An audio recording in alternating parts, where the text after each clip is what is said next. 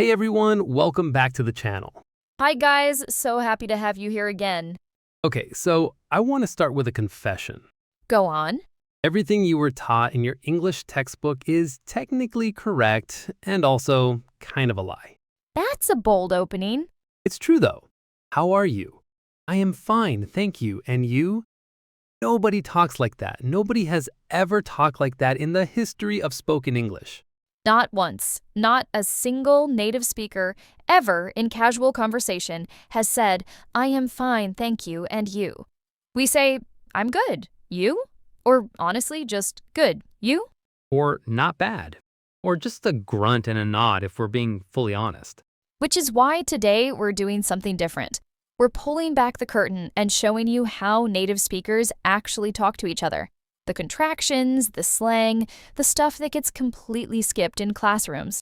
Because there's this massive gap between textbook English and real English, and it causes so much anxiety for learners. You study for years, you pass every grammar test, and then you land in London or New York and you can't understand a single sentence. It's genuinely one of the most common messages we get. I studied English for 10 years, I have a great vocabulary, why can't I understand a normal conversation? And the answer is, it's not your fault. Nobody taught you this part. So let's fix that. Welcome back everyone, I'm David. And I'm Emma, and today we're breaking down real, native, casual English, the stuff actually happening in every native speaker's mouth right now that never makes it into a textbook. Let's start with the big one, contractions inside contractions. Oh, this is my favorite category. Everyone learns I'm, your, don't, can't. Fine, basic level stuff. But real speech stacks contractions on top of each other. I would have gone becomes, I'd have gone. say that again slowly. I'd have gone. It's basically one syllable blob. And nobody taught you that would have collapses into would have, and then would have collapses again with the subject into I'd have. Or should not have, native speakers say shouldn't have. Shouldn't have, which honestly looks like a typo when you write it down. It kind of is a typo, grammatically, but it's completely normal in speech. Nobody notices they're doing it.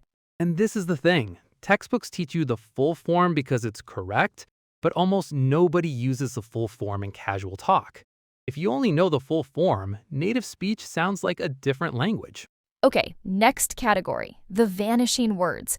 Native speakers just drop entire words out of sentences and nobody blinks. Do you want to becomes You wanna? not even do. The do just disappears entirely. You want to grab lunch?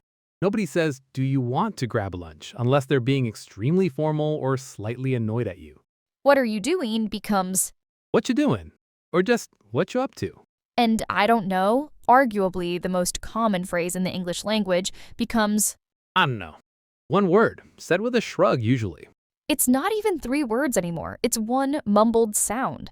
Let's talk about gonna, gotta, have to, the classic trio. Going to, got to, have to.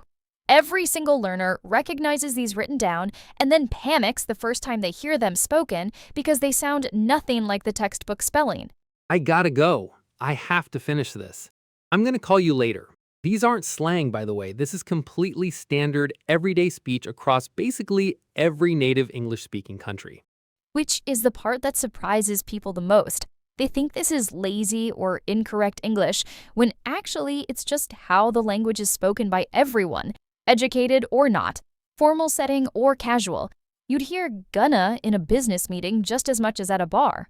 Now, here's a category that really breaks people's brains. Filler words and hesitation sounds. Oh, this is huge. Nobody teaches this, and it's everywhere. Like, you know, I mean, so. These aren't mistakes. They're structural parts of how native speakers organize their thoughts in real time. So, like, I was gonna go, but then, I don't know, it just felt like too much, you know?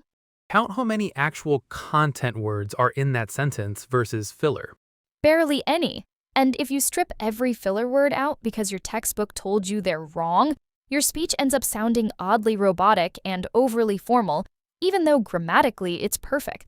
This is such an important point, actually. A lot of advanced learners speak flawless, textbook perfect English, and native speakers can immediately tell they're not native. Not because of mistakes, but because their speech is too clean, too polished. Real speech is messy. Real speech has false starts. Actually, wait, let me back up. Nobody plans out a perfect sentence before speaking. We think while we talk. Let's get into regional and casual vocabulary swaps too, because this trips people up constantly. Y'all in the American South, replacing you all or you guys. Mate in British and Australian English tacked onto basically every sentence. Reckon instead of think. I reckon it's gonna rain. That's extremely common in British and Australian speech and almost never appears in textbooks. And greetings. Nobody says hello, how are you in casual settings. It's hey, what's up, how's it going, you good? And half the time, these aren't even real questions. Nobody expects a real answer to how's it going. That one genuinely confuses learners. They stop and actually answer honestly, and the native speaker is already 3 steps ahead, not really listening for a detailed response. It's basically a greeting ritual at that point, not a real question. Let's talk about connected speech too. This is more technical, but it's huge for listening comprehension. Native speakers blend words together at the edges. Not at all becomes not at all. What do you want becomes what do you want? Kind of and sort of become kinda and sorta, basically always, in every casual context. And this is why listening comprehension feels so much harder than reading comprehension for learners. On paper, every word is separate and clean. In real speech, words melt into each other constantly, and there's no textbook audio that fully prepares you for that. So what's the actual takeaway here? What should someone do with all of this? Honestly, stop being afraid of incorrect English. Contractions, filler words, dropped sounds, these aren't mistakes. They're just how the language actually lives outside of classrooms.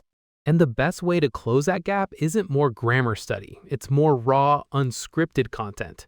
Podcasts, interviews, people talking to their friends, not news anchors reading a script.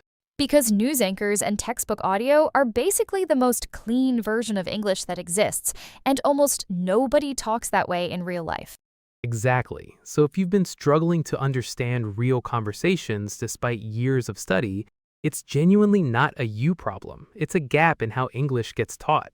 Let us know in the comments, what's a piece of real, native English that confused you the first time you heard it? We want to hear the specific phrases that threw you off. And if this helped clear something up, stick around because next week we're doing the reverse of this video. Common mistakes native speakers make that would actually fail a grammar test. That one's going to make some English teachers very upset. Can't wait. Thanks for watching, everyone. See you in the next one.